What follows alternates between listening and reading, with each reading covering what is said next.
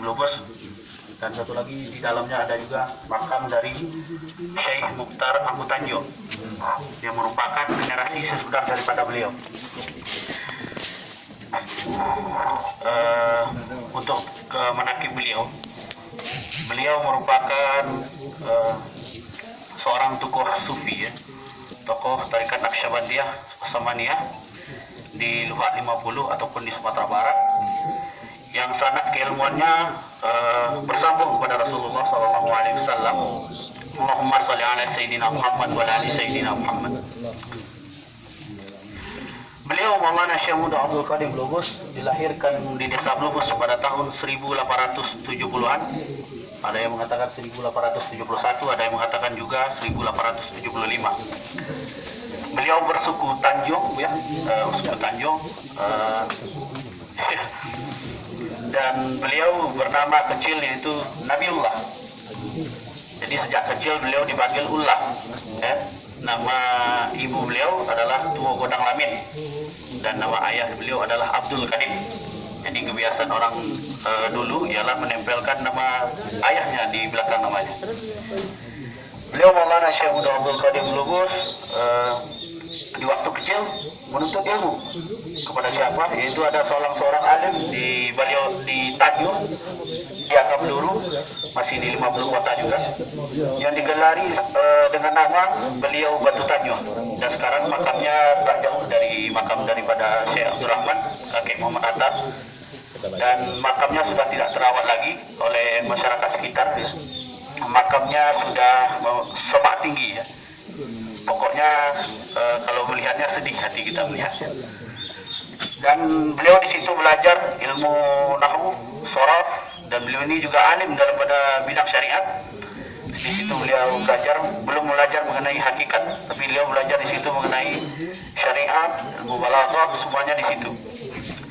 Dan berangkat daripada itu beliau menuju kepada Maulana Syekh Abdurrahman Al-Khalidi Batuampat, yang merupakan kakek daripada proklamator Republik Indonesia, yakni Muhammad Hatta. Di situ beliau belajar tarikat Naqsyabandiyah dengan Maulana Syekh Abdurrahman Batuampat. Di situ beliau juga belajar ilmu qiraat, dan beliau Batuampat tersebut ialah merupakan ahli qiraat pada zamannya di Minangkabau ini, dan juga merupakan ahli tarikat Naqsyabandiyah. Dan setelah daripada situ, disitulah dapatnya gelar Syekh Mudo. Di situ beliau mendapat kelimpahan rohani daripada yaitu pemberian Allah juga daripada datang kepada Syekh Mudo, sehingga beliau digelari oleh beliau Batu Hampar dengan Syekh Mudo. Setelah daripada itu, Syekh Mudo belum puas akan apa yang diraihnya.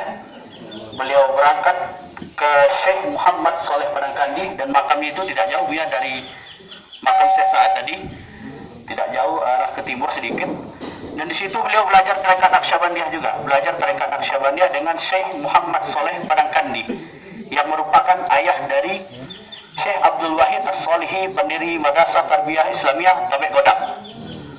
Dan di situ beliau belajar tarikat Naqsyabandiyah dengan Syekh Muhammad Saleh dan mendapatkan ijazah tarikat Naqsyabandiyah di situ.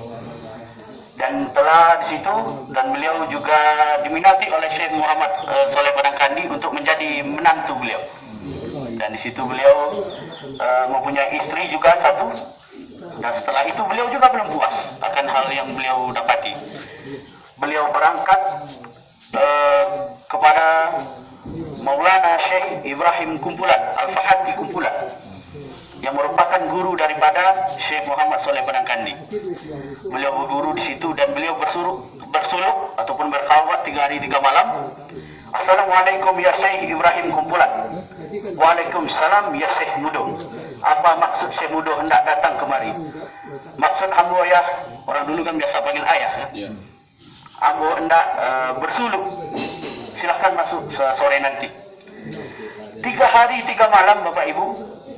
Dan niat beliau sebetulnya sudah 40 hari, tapi 3 hari 3 malam beliau langsung dikeluarkan oleh Maulana Syekh Ibrahim Kumpulan. Olah tu Syekh Mudo, indah ado kadang berikan kepada Syekh Mudo lai Syekh Mudo.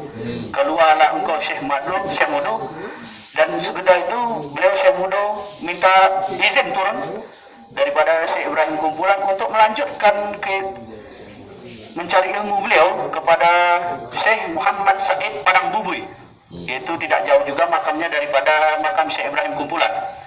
Dan beliau belajar di situ, belajar dengan secara ruhani. Ruhani maksudnya di sini ialah beliau duduk bertafakur di situ, di surau tersebut. Padahal surau tersebut hanyalah tinggal surau, tidak ada lagi siapapun di situ untuk membimbing beliau. Tapi beliau dibimbing secara rohani dengan makrifat yang beliau miliki kepada Allah Subhanahu Wa Taala. Dan beliau di situ belajar, duduk di situ bermenung diri dan berzikir kepada Allah. Dan setelah itu beliau juga masih belum puas akan beliau yang dapatkan. Dan beliau melanjutkan perjalanan beliau kepada Maulana Syekh Ismail Semabur Al-Makki, yang waktu itu hanya telah beliau dapati surau saja di Semabur tersebut.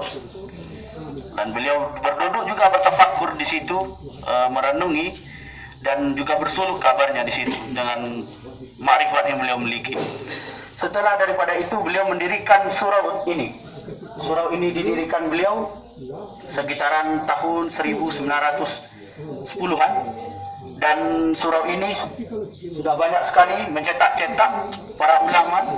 Di antaranya ialah Syekh Haji Ayub Beringin Tebing Tinggi, yang merupakan ahli tarekat Naqsyabandiyah, yang juga merupakan murid daripada Maulana Syekh Mudo Abdul Qadim, yang juga merupakan murid pertama daripada Syekh Mudo Abdul Qadim. Dan setelah itu beliau Syekh Mudo pergi ke Makkah dan beliau bertemu dengan seorang penjual kitab, dan penjual kitab tersebut menawarkan kitab kepada beliau dengan harga yang cukup tinggi. Dan beliau Syekh Mudo mengatakan uang beliau tidak sampai segitu. Ini yang riwayat saya terima daripada salah satu orang tua di Blubus ini. Dan setelah itu beliau Syekh Mudo akhirnya mendapatkan kesepakatan dengan penjual kitab tersebut untuk membeli kitab tersebut dengan uang yang hanya dimiliki oleh Syekh Mudo tersebut. Dan Syekh Mudo mengasihkan uangnya kepada penjual kitab tersebut, dan akhirnya penjual kitab tersebut tidak mau mengembalikan uang Syekh Mudo, padahal uang Syekh Mudo itu ada kembaliannya. Dan penjual kitab tersebut lari sejauh mungkin, dan Syekh Mudo pun mengejar penjual kitab ini. Dan Syekh Mudo lari dan akhirnya dapat, dan dipeganglah kerah baju daripada penjual kitab tersebut, dan dipegang oleh Syekh Mudo. Dan disitulah terbayang wajah ini adalah bukan wajah sembarangan, ini adalah utusan Allah. Dan disitulah Syekh Mudo bergetar, dan Syekh Mudo di situ dikatakan oleh penjual kitab tersebut, ambillah kitab ini, pelajarilah di Kumango. Dan daripada itu beliau Syekh Mudo setelah dari tanah suci itu Arab Saudi ataupun Mekah, beliau kembali ke ranah Minang untuk menuntut ilmu kepada Maulana Syekh Abdurrahman Al-Khalidi Kumango. Dan di situ beliau memperoleh ijazah tarekat Samaniyah daripada Syekh Mudo, daripada Syekh Kumango, dan juga diminati sebagai menantu oleh Syekh Kumango. Dan di situ beliau memiliki istri satu, dan di situ kembanglah silat Kumango yang sampai sekarang ini kita bisa lihat yang diajarkan oleh Buya Khatib Yaman tadi. Itulah silat Kumango yang asalnya daripada Kumango. Nah, silat Kumango itu dengan pangian satu induk ya? Iya kan? Iya. Dan silat Kumango ini pertaliannya dengan tarekat Saman, bapak-bapak sekalian. Dan pertaliannya dengan tarekat Saman dan Mahar Nubuwah. Dan disitulah apa yang dikatakan oleh Buya Arazi beberapa waktu yang lalu. Kalau ingin belajar silat, ialah silat Kumango. Silat yang dibuahi oleh zikir, oleh ingat dengan Allah. Bukan silat sembarang silat, Bapak Ibu. Sekarang mungkin banyak kita dapati silat tapi tidak ada zikirnya. Mungkin ada dengan cara prosesi adat segala macam dan membantai ayam mungkin. Tapi kita tidak bisa juga salah itu. Dan di silat ini diwajibkan untuk bertarekat Saman. Itulah yang bertarekat silat Kumango yang sebetul-betulnya daripada Blubus ini. Dan di situ Syekh Kumango mendirikan surau ini, dan dicatat Buya telah lebih beliau mengeluarkan 100 ijazah di surau tersebut. Jadi surau ini sudah banyak sekali yang menjadi ulama daripada murid-murid beliau sampai ke luar negeri, sampai ke NTT, Singapura, Malaysia. Dan alhamdulillah tiap tahun surau ini memiliki jamaah suluk sekitaran 40-an, 30-an. Dari Malaysia, dari Medan itu umumnya. Kalau dari sini mohon maaf Bapak-bapak, mungkin buahnya ataupun batangnya di sini, tapi jatuhnya jatuhnya ke negeri orang. Memaklumin, mungkin seperti itu di banyak tempat sekarang. Mungkin barangkali hanya seperti itu Bapak-bapak. Salah dan janggal saya mohon maaf. Saya sudahi dengan Assalamualaikum warahmatullahi wabarakatuh.